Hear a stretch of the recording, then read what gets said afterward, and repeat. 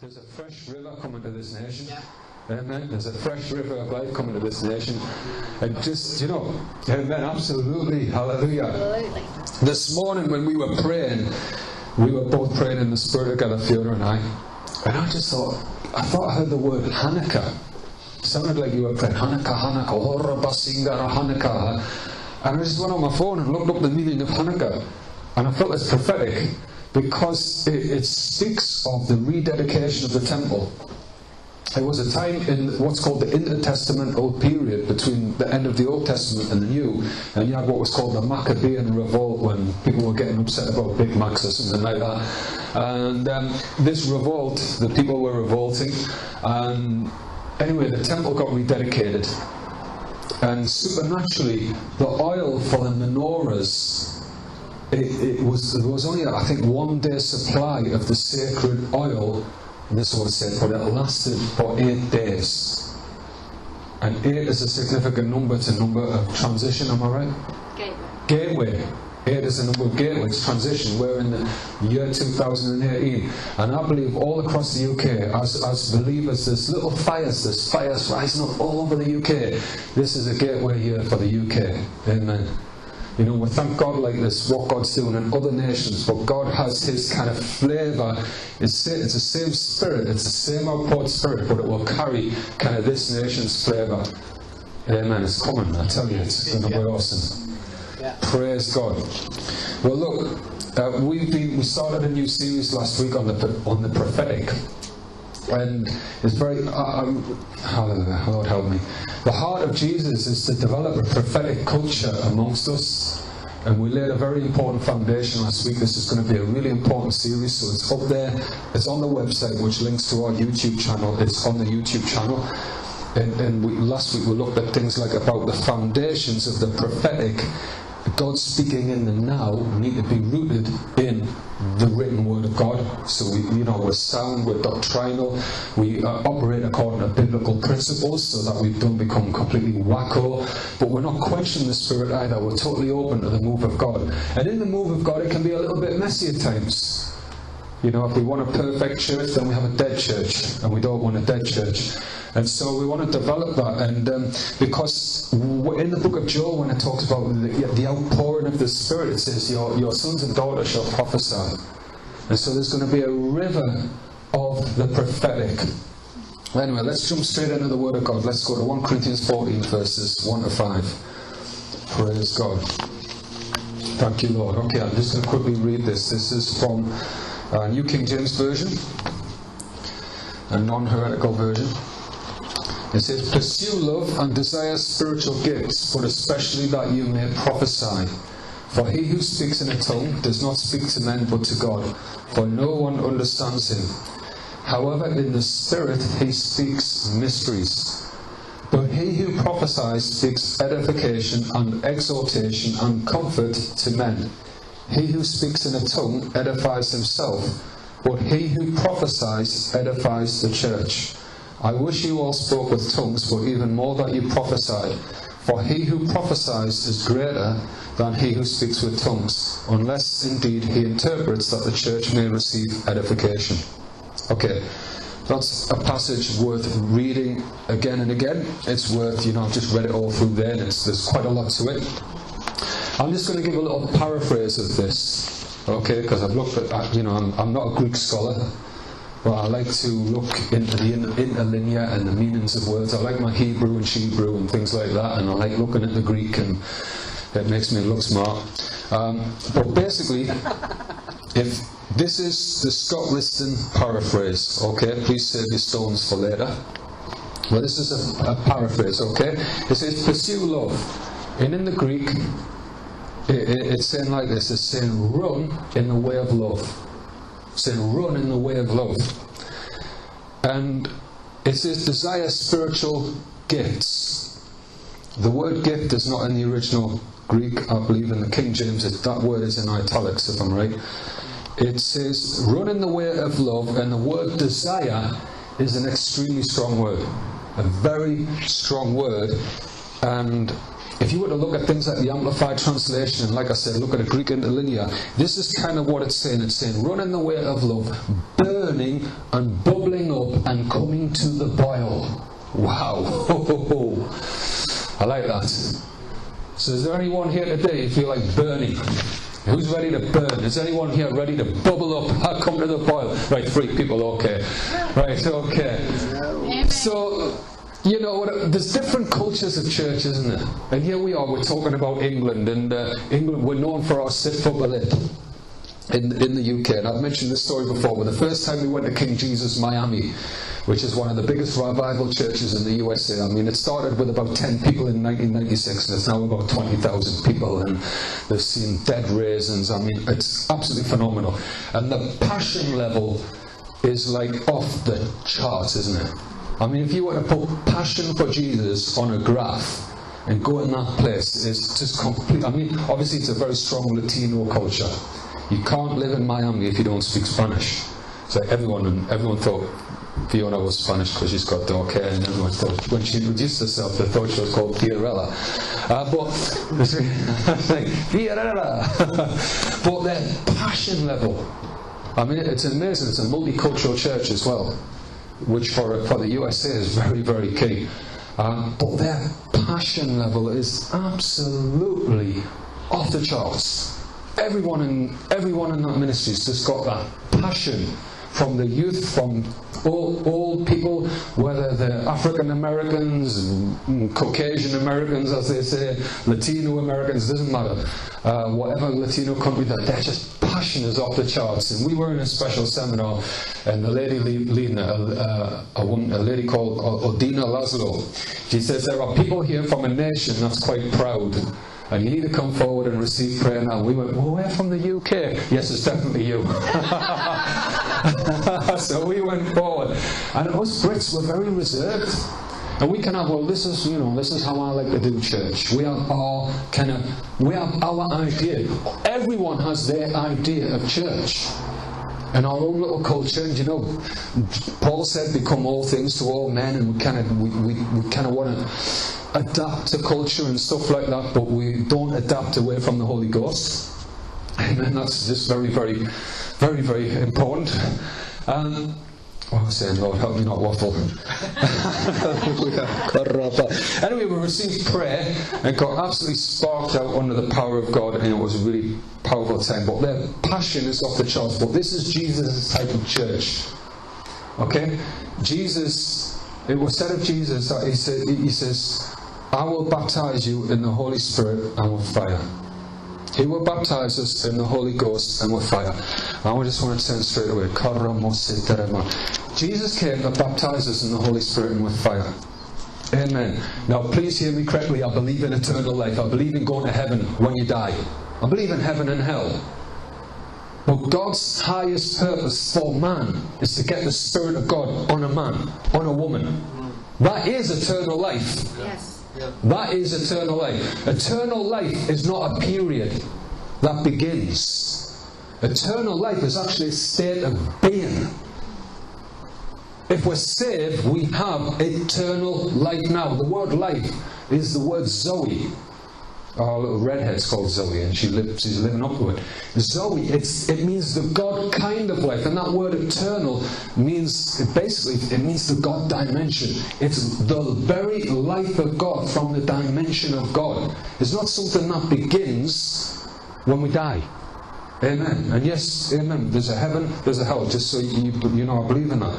But eternal life, essentially, is the life of God on a person. On a man, a woman, a child. And that is God's highest intention for humanity, is to raise them up into that life.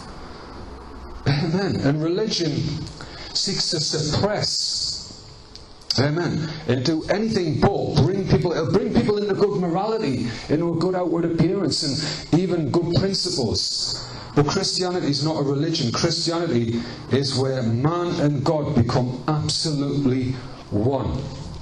Amen. I've totally forgotten where that scripture is, but I'll tell you, God has one type of church.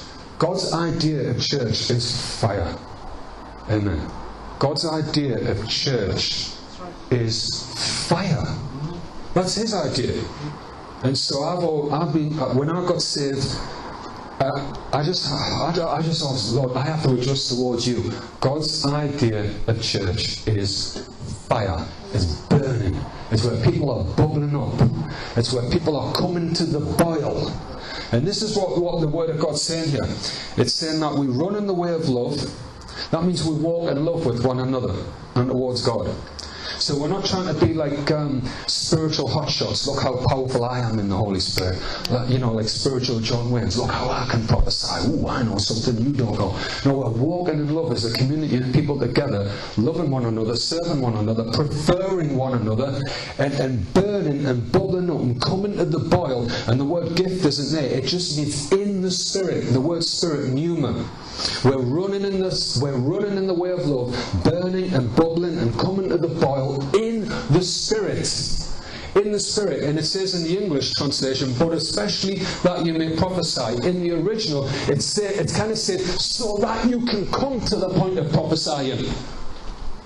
That's how the Greek's speaking. So we're running in the way of love as a community of people. We're leaving selfishness behind. We're loving one another. We're living in the love of God who first loved us. We're set free from this thing called self. Me, myself, and I. We're just free and full of the love of Jesus and being secure in who we are in our identity. And we're burning in the Spirit of God. We're passionate for Jesus. And it's like there's life on the inside of us. Just can't help but start coming out. Everywhere we go. That's what it means to prophesy. Because the very life and the wisdom and the character and the virtue and the power and the living now Word of God starts to come out of our life. Amen. That's awesome. And he goes on to say, look, he who speaks in a tongue does not speak to men but to God. Okay. The word tongue's a funny word. Do you speak in tongues? Well, if we had some visitors from Germany, praise God, they got knocked out of the World Cup early. Sorry. I'll get wrong for that later. If we had some visitors from Germany, we wouldn't say, oh, you speak in a German tongue. It's their language. The word tongue just means language, okay? So if we speak in spiritual languages of the Holy Spirit, languages from the pneuma, from the ruach, we are speaking to God, not to men. And in the realm of the Spirit, we're speaking mysteries. And that word mysteries means the divine hidden secret plans of God from the foundation of the world. And I love it. I've heard this example. Imagine this. Imagine. Hallelujah. Get this. We're made in the image of God. The word image is the root of the word imagine. Hallelujah. So get our imagination sanctified and we're going somewhere. Let's go somewhere. Imagine this. Before the foundation of the world, the Father and the Son were discussing your life. They were discussing, and the angels were like scratching their heads, not quite getting it, because they don't really get the mystery. They didn't really get the mystery of it. The mystery of it. I love the word mystery throughout the New Testament. Always see, underline the word mystery. The secret plans of God. The Father and the Son were discussing you. And the Holy Spirit was listening.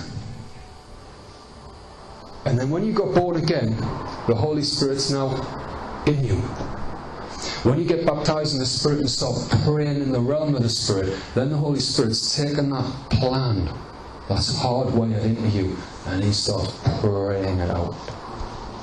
So there's a perfect, it's kind of like like an internet, you work in IT, don't you? It's an encrypted channel. Is that right? Yes. You've got a perfect encrypted channel between the earth realm and the heaven realm. And there's not a demon in hell can hack into that encrypted channel and know what you're praying. And really, in some ways, your natural mind can't get it. But you've got a perfect encrypted channel now between earth, which is a place where there's demonic oppression, heaviness, problems, poverty, lack and sickness and all the challenges of life. And now you're praying in mysteries. Singing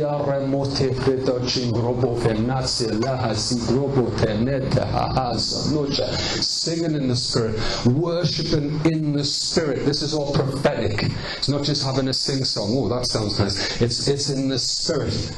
Hallelujah. Every instrument, now by the way, every instrument that's been created has been created for the sole purpose of glorifying God. So it's all meant to be in the Spirit. And it's bringing about the plan of God for your life.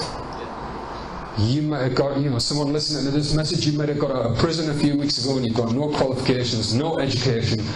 If God wants you working in 10 Downing Street, in 5 years' time, He'll get you there. Begin praying in the Holy Ghost. He'll start working on you and changing you and stuff like that, but He will supernaturally make ways. But there's connections between praying in the Spirit and it's all about this running in the way of love and beginning to burn and bubble up and come to the boil in the Spirit. Okay, now in the world when you burn and bubble up and come to the boil, you kind of fizzle out and it all becomes nothing. But as a community of believers, we don't just fizzle out because we charge each other up. Because it's actually not really about our experience anyway. It's all about Jesus. And in the fire of worship and worshiping in spirit and truth, we burn up. We burn up, but we're not consumed. We bubble up. We come to the boil.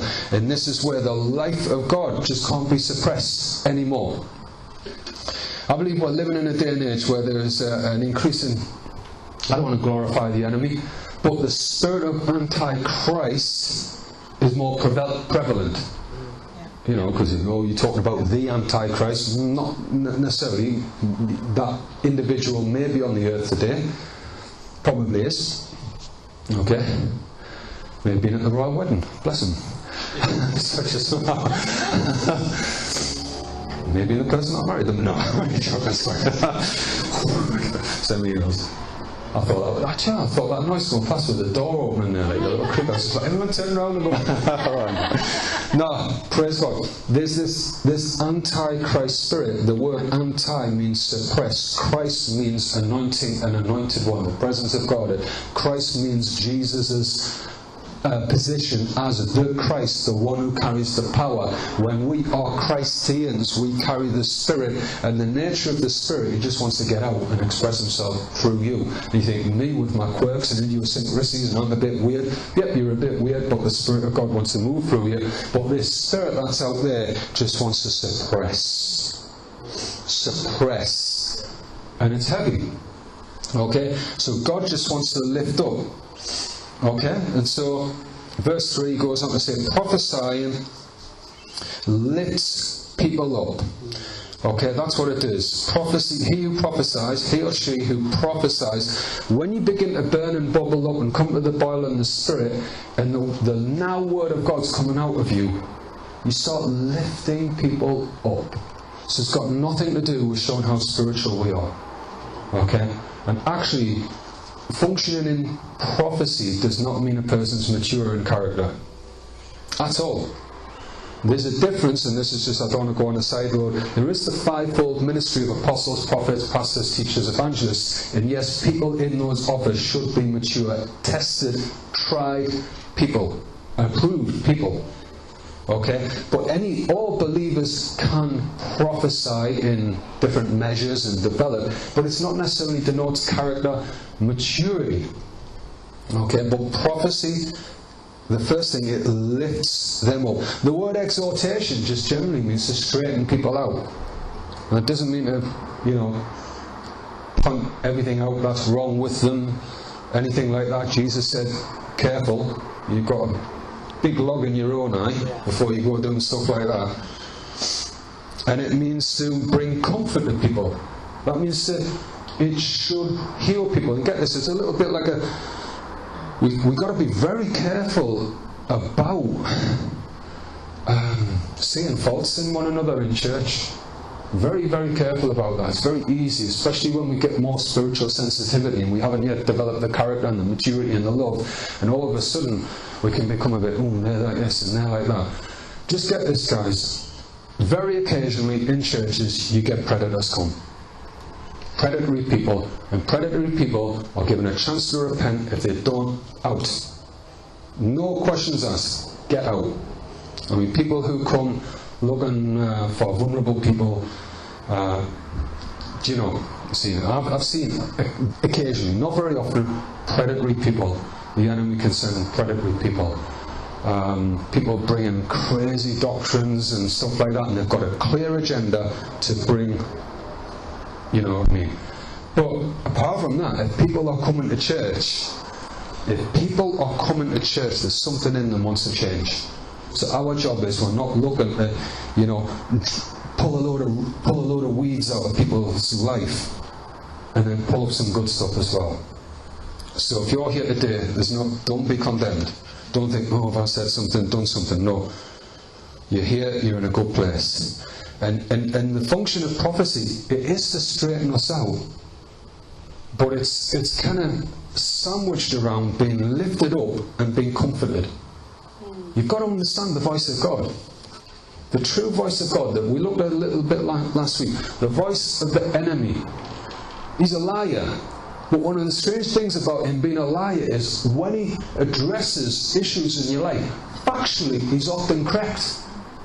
He's like a legalistic prosecutor to the T, and he will get you in the dock, and it's like down to the last little letter. Everything he says, he's prosecuting you, crushing you, and he's kind of correct. But God still calls him a liar. Amen. Our God calls him a liar. Because we're justified by faith in the blood of Jesus, the legal verdict from the court of heaven is, boom, case dismissed. Amen. Hallelujah. But when God straightens us out, it always has He lifts us up and He comforts us. That's the voice of Jesus. That's the voice of God. He always gives a way forward. The only people Jesus was really tough on was those who are convinced in their own righteousness. I've arrived. I don't need the life of God. I don't need the Spirit. I'm very good on my own. I'm self-righteous. Anyway, Okay, it goes on, verse 4, and it says, speaking in tongues, he who speaks in tongues edifies himself, but he who prophesies edifies the church. So speaking in spiritual languages lifts and builds you up. This is kind of like how the Greeks put it. Speaking in spiritual languages lifts and builds you up to the point where from your overflow you're lifting and building others up. Doesn't that sound good? That's good news. That's great, isn't it? So it's amazing. We have this dynamo on the inside of us called praying in the Spirit. Every New Testament writer spoke in tongues. Every writer of the New Testament spoke in tongues. Every single one of them. And I believe 100% that every believer in the early church was baptized in the Spirit and they all spoke in tongues. Paul said, I would that you all spoke in tongues. Yes, he did say, moreover, that you would prophesy. But if you read the Greek, I would that you all spoke in tongues, so that we can start moving in this other stuff as well.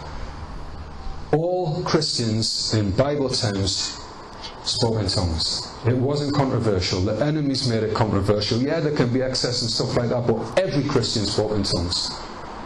And I know in our journey, when you might know I used to be very, very sick. I had Crohn's disease, I had severe rheumatism, and cut a long story short, I spent a whole year studying healing, deliverance, miracles, and at the end of that year, 2008, I studied the baptism in the Holy Spirit.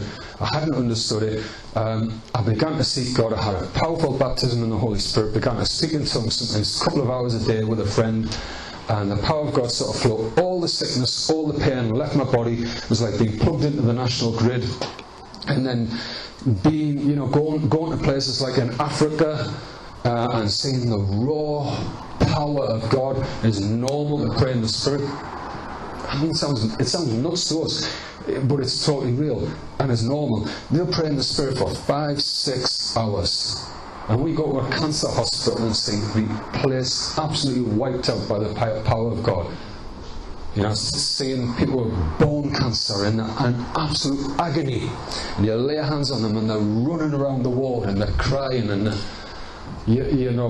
people with throat cancer and they're on a drip, they can't drink and they can't eat, and you lay hands on them and the demons come screaming out and they're going, I'm through with Allah, give me Jesus, and they're just grabbing water and they just start eating and stuff like that. It's just like you're scratching your head going, is this happening? And it's like the Holy Spirit. Yeah, this is like the book of Acts, you should read it. This is New Testament Christianity. It's pretty good, isn't it? Because what the version we've got in the UK, because there's this kind of antichrist spirit here that's suppressing, has been suppressing the spirit of the people of God, but it's going. This antichrist spirit's going to get dealt with. Yeah. Okay? Yeah. Now listen, in Africa, they have other stuff to deal with. They have other challenges. I mean, you guys have been missionaries in Africa, but that antichrist spirit is not as prevalent at all. People just believe God. It's amazing. Even the sinners are a nicer class of sinner. You share the gospel with someone. Do you understand the gospel? Yes, I do. Would you like to get saved? Saved? Do you understand what it means to be saved? Yes, I do. Would you like to be saved? No, I do not want to be saved yet. I'm not going to repent yet. Okay, well, you're a nice sinner. God wants us all to be released in the Spirit.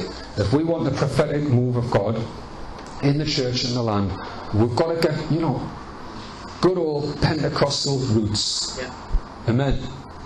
Good old Pentecostal fire. Amen. Hallelujah. Someone asked us the other day, I was meeting with some accountant, and he said, what kind of church are you? I said, Pentecostal. Not that we're into labels, but if it helps people, how would you describe yourself? I'd say Pentecostal. And I guess then I'd like to think in when you read, I just love when you read the accounts of the early 20th century kind of Pentecostal stuff, the Jeffrey brothers in Azusa Street. I mean, praying in the Holy Ghost, the fire of God, the presence, the miracles, the power, the living word was just absolutely, completely part of it. That is not just part of it, it is the main deal. Praise God. Okay, let's, the word edify, if you notice that when we read that passage from 1 Corinthians 14, the word edification or edify occurs 3 times, okay? And this word here, we mentioned it, the word edify means to lift up. To lift up. And obviously, like the word edification is to raise up a building. Okay? God wants to lift His people up. Just say, be lifted up. Be lifted up. Be lifted up. We've been singing this morning about resurrection songs and be lifted higher. And God is, we serve a risen King. He can't get any higher than how He's been lifted up. Amen. Amen. And the Bible says we have been made to sit with Him. Now, if we've been made to sit with Him and all things are under His feet, what is under our feet as well? Because we are in Christ. We're in the new Adam. Demons are meant to be subject to us in His name. Oppression, heaviness, all the rubbish from the past that's bound us up is meant to be subject to us so that we're free to operate in the Spirit and have a river flowing. Having a river flowing. So, edification. Prophecy edifies. Notice in verse 4 it says, edifies the church. The church. Listen, catch this, right? In the Old Testament it mentions once, I think about things like, I don't know, school of prophets, things like that. The New Testament church is the school of prophets. Amen? The New Testament church is a school of prophets. Because it's the body of Christ. And prophecy is to edify the church. It's to lift the church up. It's to raise us. It's to raise the church up. Quite often what's happening in places like Leeds and other places we've lived in, other parts of the UK is, I don't know what it may be, people are genuinely just hungry but dissatisfied, and they're kind of split off from church and they form loose groups and loose things over here, and they get into spiritual things, and who can blame? People are hungry. But this is for the church, and in God's mind He has principles for the church, the fivefold ministry. Putting things in place where there's safety and there's structure. I mean, as a house we love miracles, we love the fire, we love the power of God. But we have our responsibility to build a house.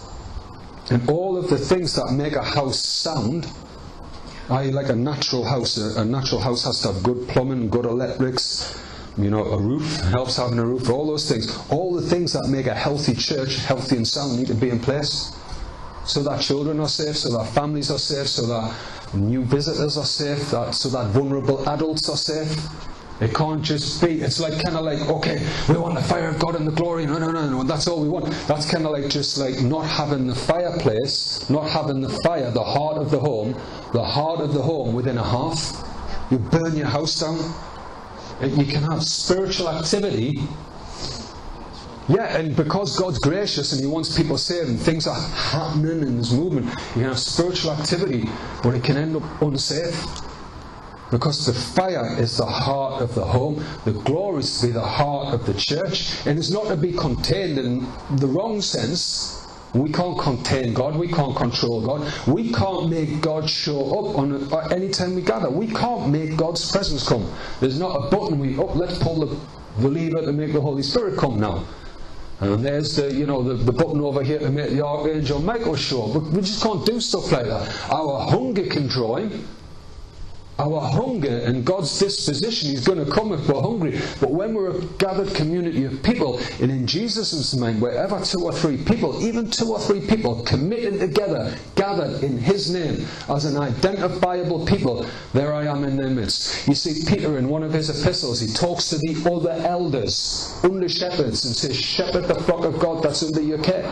So there's one universal church, but God's plan is local flocks and soundness and all this kind of God's plan for the church. And this is where God's vision for the gifts of the Spirit to flourish and multiply, where people are built up and developed and grow and they're safe. And that's just so beautiful. God wants to lift people up, and I believe all across this land Jesus is lifting up His church in this land, amen. Jesus is lifting up His church all across the United Kingdom. He's lifting it up across Europe and Africa and other nations. Amen. So this is about having spiritual momentum. The word prophesy in Greek is the word naba, and it has lots of different definitions. One of them is to lift up. And the word naba also means to bubble over like a fountain. Well, we're to bubble in the Spirit, we're to burn up we're to burn and come to the point of boiling in the Spirit. And the word prophesy means to bubble. Does anyone here, you bubbling, you can bubble on the inside. In the Holy Spirit, you're bubbling up in the Holy Spirit like a fountain. It means to flow forward. That means momentum. One of the key things of life as believers is we've got to maintain momentum in the Holy Ghost. That doesn't mean striving or being out of rest. We're to be in the rest of God, but there's a difference between being in rest and being passive. Being passive is just an open door for demonic oppression. And there's actually spirituality out there that actually brings people into passivity. It's kind of like just have a Holy Ghost chill pill. And it's not the Holy Ghost. There has to be momentum in our lives. Jesus said, out of me, whoever believes in me, as the scriptures have said, rivers of living water. There's going to be spiritual motion flowing. And as a church, as churches, we're to help each other stay in motion. Stay in motion. Just have movement. No matter what's going on in our life, if we're struggling, just have a movement of worship in your life. Keep the family altar. We need an altar. We need to have a consciousness. Believers, we are a priesthood. We are priests. Priests have an altar. An altar needs to be maintained and dusted off. I'm talking in the spirit here. I'm not saying at home. Our little boy Ben, he's got a friend. He's a really lovely lad who's from another faith. I'm not knocking. This is funny. He says, this is our little boy Ben when he was very small. He went, I went to, I won't even name the lad, I went to so-and-so's house and his God's in his kitchen. Oh, that's nice. I remember picking Ben up from there and it's like this little mini temple next to the microwave. I said, okay. Hallelujah. Praise God. We have an altar. We don't have a little mini temple next to the microwave, but in the Spirit, our prayer life, even if our life naturally feels like it's grinding and there's not a lot of movement, if we have some spiritual movement, there's going to be the progress will manifest itself. The gifts of the Spirit will manifest themselves. That is key. And the enemy seeks to suppress. That's the enemy's job, is to suppress you. is to make you depressed, to make you anxious, to make you fearful. And Paul said to Timothy, he says, I put you in remembrance, 2 Timothy 1, 6 and 7, fan into flame the gift of God that's in you by the laying on of my hands. And that's Paul, he said, look, you got laying on of hands by myself, and that was within church. For God has not given us the spirit of fear and intimidation and timidity and all those things. I love it if you look at the Amplified. This spirit coming against you, Tim, is not from God. Tim's getting confused. He's struggling. The power of God's not operating in his life. He's saying, look, this spirit's not from God. The spirit that comes from God, the Holy Spirit, he's a spirit of power, Tim. He's a spirit of love. That means you feel adopted as a son, part of God's family. He's a spirit of sound mind. You're not going to have your head done in and confused and struggling. I don't know who I am and I can't hear God and stuff like this. And I'm a Christian and my head's in the shed. Hey, I've been there. Anyone else been there? Just me, okay. Right, so a few people. This spirit is not from God. That's what the enemy does. What does the enemy do? He shuts down the flow of the spirit and you're like, power. Just power to operate on a Monday in an ungodly environment when you've been in church on a Sunday and you can be around godless people, not judge them, because we're not to judge the people of the world, whatever lifestyle they live. But there's something about us, no matter what the lifestyle, we are above it. Who loves this? As a Christian, when you have those on-top days, you just feel above it, not superior. Not looking down on people, but hey, if you're born again, you are in God's class of being. You're in God's class of being. I don't say you are God and you're going to be worshipped. No, it's like our children are in our class of being. You're God's offspring. You're born of God. You have His Spirit. You have the Spirit of adoption. And you live on top. And you've got spiritual momentum. Praise God. Fear's not operating in your life. Praise God. Hallelujah. See, God wants us to come to a place, right? God is bringing each one of us to a place where, listen, we are a source of life to the church. It's okay when we're new and we're needy and we need loads of healing and stuff like that. And by the way, if we've been on this Christian road for some years and we need healing, fine. Okay? And we're all part of the team. And if you come off the pitch and just sit on the bench for a time, you're still part of the team, you still get to lift the trophy. Amen. Okay? You still get to lift the trophy, you're part of the team. Just don't walk off the park. Okay? Don't do that. Don't do that. Stay in the park. Stay in the arena. Amen. Stay part of the family of God. If you're on the bench and you're a bit wounded, you're on the bench. You still get to lift the cup. Unless you come from my hometown. Not for yours. There was a fire at St. James's Park once. I rang Bobby Robson when he was the manager there. I said, hey Bobby, St. James's Park's on fire. He said, what about the cups? I said, don't worry Bobby, it hasn't reached the canteen yet. You're going to get to lift the cup. Okay? So stay in the game. Praise God. You're going to be a source and a supply because you're getting charged up, because you're bubbling up and you're overflowing. And it's as simple as this is what it's going to be like, you know. We're coming to church and we're fully loaded and we're overflowing. And we'll share how we'll do it. Listen, we will have kind of protocol.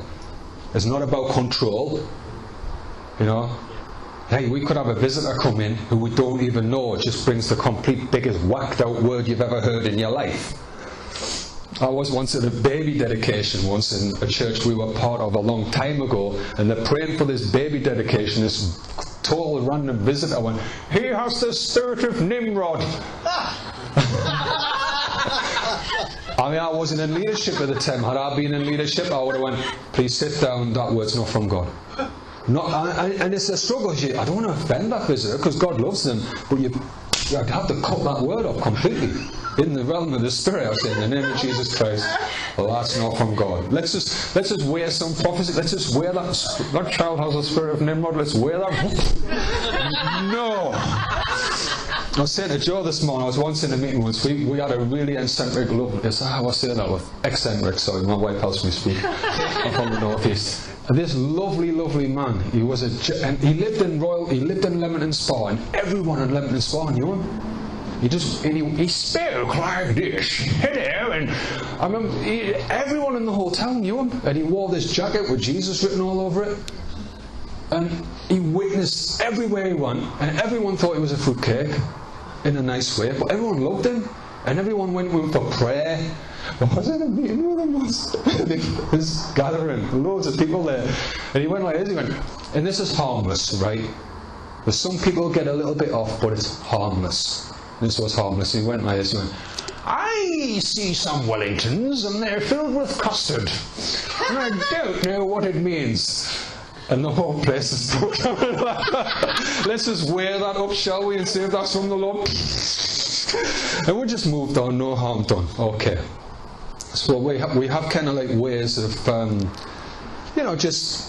we've got a leadership team. We've got, there's 4 couples here.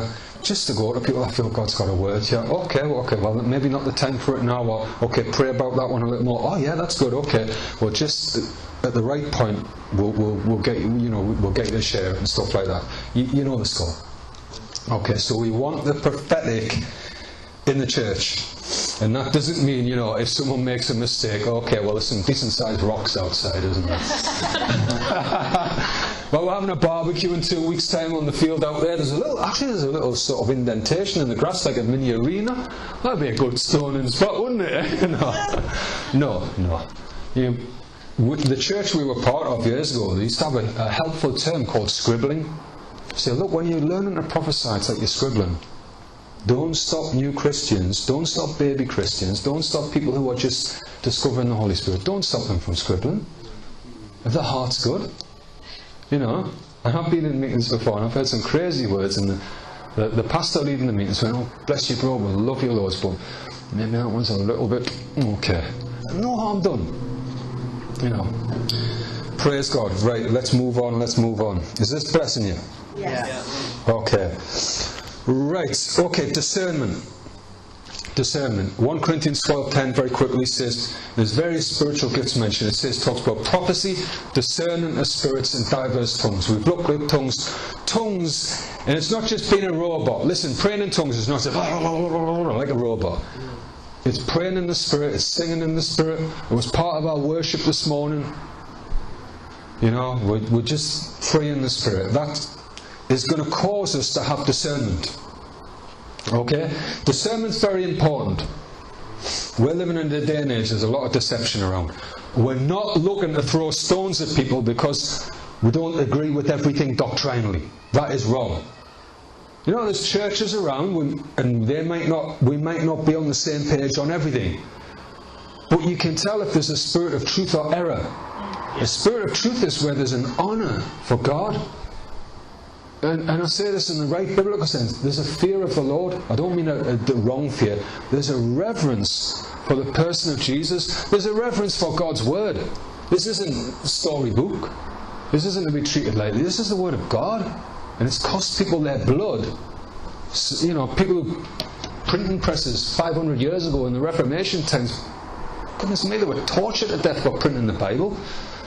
So we have a reverence for God. There's a spirit of truth. There's a bit a non-religious, a bit of holiness. There's the basic core truths of who Jesus is, his humanity, the full divinity of the Trinity, the Father, Son, and Holy Spirit. Salvation not being by works, but by biblical grace. I just have to say biblical grace, and just core things, and we can be in fellowship. But there's a lot of wrong spirits, but listen, quite quickly, believers can be influenced by spirits. And there's biblical examples. James and John, they went, Jesus, shall we call down fire? And he went, you don't know what spirit you're of. You don't know, guys. No, this is not the Spirit of God influencing you, guys. I've come to save people, not destroy them. And this speaks of wherever there's prophetic ministries that are overly heavy on doom and gloom. Don't go there. I mean, I just took it a little bit personal. I've said this before the Lord. I fear God. And I'm not mentioning who it is. A prophetic figure who's got an international ministry. And I think he's loads of great stuff. A genuine brother in Christ. Not a false prophet. But there was a prophetic word given over the United Kingdom about tsunamis wiping out London and all the hills in England being covered by tsunamis. Okay, now, I don't know, I just hear that word and I think, okay, well, I kind of think, well, Bridlington, Seaside, Leeds, up here, But I think, look, all I'm saying in the fear of God, I think there's more than 10 righteous people in the United Kingdom. Amen. Is the United Kingdom in trouble? Yes, hear me correct. The United Kingdom's in trouble. Yeah. Amen. It is in trouble because of sowing and reaping. Yeah. And ultimately, when Jesus returns, the wicked are going to be cast into hell. The wicked and the nations that forget God are going to be cast into hell. But we're still living in a period of grace. And there are disasters that happen on the world today. I mean, I remember when that hurricane hit New Orleans. New Orleans is still this day a city in trouble, full of sin, every kind of sin imaginable. And everyone quickly, doom and gloom, that was God, that was God, that was God. Well, Bourbon Street wasn't touched. It was open for business the next day. If that was fully God, he was a bad shot. Amen. We live in an imperfect, cursed world. Hurricanes happen, earthquakes happen, things happen, the creation's groaning for the sons of God. So we've got to just be a little bit careful though. Doom, doom, doom, judgment, judgment, judgment. There is warnings, but there's always going to be there's a warning, but there's also some comfort. Yeah. The church in this land is in trouble today, in big trouble. But there's also hope. That there's a separation happening. And the church can't even figure out, whether we're male or female. For goodness sake. It's true. You know, and listen, we're not attacking people. There's people. None of us here have been sexually pure. None of us. I remember preaching in Uganda and they were very, because at the time it was big in the news and stuff like that. And there was about 1,000 people there. I said, if you've been sexually pure and never sinned in this area, put your hand up now. None of them. And there have been people in that crowd who struggle with same-sex desires and everything. Everyone's a mixed bag of stuff. Thank you, we need Jesus. Amen. Amen. Yeah. So, on the one hand, you can be this doom and gloom and judge. There's two different words for the word judge. One means to scorn. One means to make the spiritual man judges all things. Hello? If you've got children, you're not just going to let anyone look after your children. It doesn't mean you think they're a scumbag and they're not worthy of life. You just don't really know them. And they're not going to look after my kids. I'm not judging them. Because on the other hand, you've got this kind of like doom and gloom and heavy judgment. Hello, Father God has sons and daughters that he's going to call out of the LGBT community in Jesus' name. Come on, let's declare it in Jesus' name. He's going to call LGBT, and they're not going to be called LGBT. They're going to be, I don't know, a new acronym for them. They're just going to be on fire for God, fully devoted to Jesus and totally made whole. And yes, for the rest of their earthly life, they might.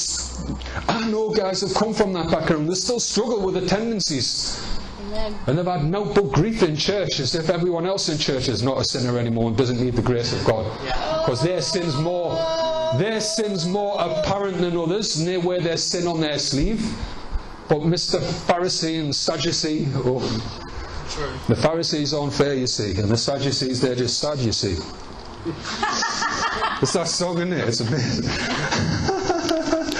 But listen, you've got this condemnation, religious, self-righteous spirit. I tell you what, because we're Christians and we have kind of conservative values, it doesn't mean that Breitbart News is our friend. There's lots of alternative right type stuff out there. They're not Christians!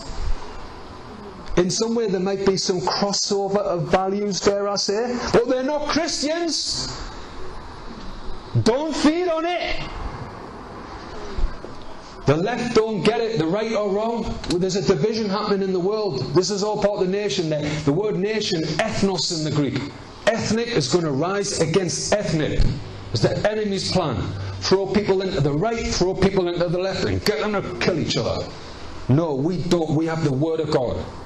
So there's all this crazy stuff happening, and Christians need to know what they're about. So you've got this doom and gloom. You've got the Jezebel spirit. Very apparent in the world today. And it's very easily just to point at a female who has some personality about her. Maybe she's a bit loud and stuff like that. Easy, it's just, no. Jezebel can be male or female. And it has a big spiritual appearance, but there's a spirit of witchcraft and it leads people into sin. That's like the hyper grace movement. That's the hyper grace movement. Oh, you don't confess your sins anymore. No, you don't do it like religious, but Jesus said this is how you should pray. Father. That's a new covenant prayer. You call God Father now. You know, you don't have to, yes, He's Yahweh. Please hear me. He's Yahweh. You can call Him Father. That means you're under grace. And part of that prayer is you be honest about your shortcomings. Yeah. Try having a marriage where you're not honest about your shortcomings. It'll last 5 minutes. And I've literally seen people come into hyper grace and their marriages fall apart because their conscience gets seared. That's a Jezebel spirit, that. And then the spirits of error, where doctrine is not sound. Again, those type of movements. Here's Peter. Peter the man. Jesus says, "Get behind me, Satan." I mean, that's going to freak you out if Jesus says that to you. That is a spirit that can get on a believer that moves in direct opposition to the core purposes of God in Christ and against the wisdom of the cross. And all of us at times can move in the wrong spirit. And we've got to be aware. And no condemnation, guys. No condemnation. There's deceptive doctrines. Listen, I'll just throw this one out there. A couple of years ago, a huge book became very popular amongst Christians. It's totally demonic, The Shack. If you've read The Shack, watch the movie. Get some deliverance. That's a strange. Listen, I'm not just throwing rocks and grinding an axe here. And we don't, we can all, Christians have different doctrines. The guy's not a Christian.